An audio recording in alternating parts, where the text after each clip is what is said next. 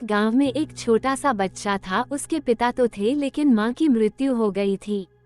पिता सारा दिन काम करता और अपने बेटे को पाल पोस कर बड़ा करता है। वह सारे सुख अपने बेटे को देता है जो एक माँ दे सकती थी। उस पिता ने कभी कुछ नहीं मांगा, सिर्फ इतना ही मांगा कि मेरे बेटे को कोई परेशानी ना हो। दिन बीतते गए, बेटा पढ़ लिख कर अच्छा जॉब भी करने लगता है और वो शहर में रहने लगता है।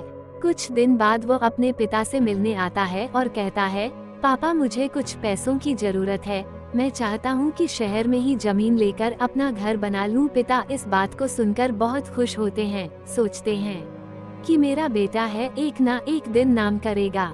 जिंदगी भर की बचाई हुई पूंजी को निकालकर अपने बेटे को दे देते हैं। बेटा शहर चला जाता है और उन पैसों से अपना घर बना लेता है। पिता इधर इंतजार करता रहता है कि मेरा बेटा फिर से आएगा, एक ना एक दिन तो मेरे पास आएगा ही। जाएगा कहाँ?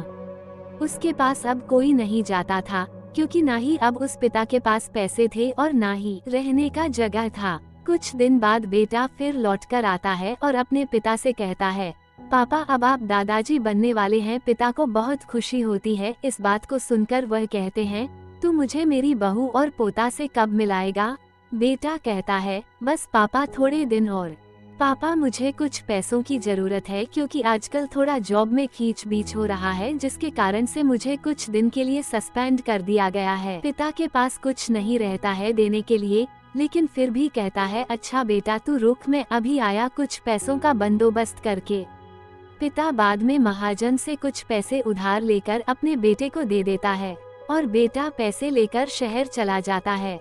बरसों गुजर जाते हैं। पिता सोचते हैं कि मैं तो अब दादाजी बन गया हूँगा, मेरा बेटा पता नहीं मेरे नाती को लेकर कब आएगा। फिर सोचने लगते हैं, समय नहीं मिलता होगा, इसलिए मेरा बेटा अभी तक आया नहीं, वरना आया जरूर होता।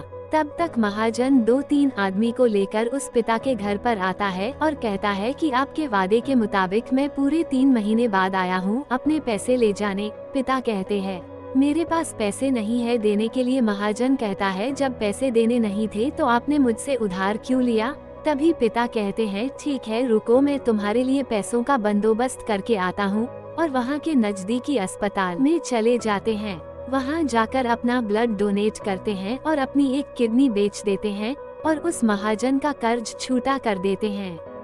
किडनी बेचने के बाद उनकी स्थिति और भी खराब हो जाती है और वो उस राह में जी रहे होते कि मेरा बेटा एक दिन आएगा जरूर।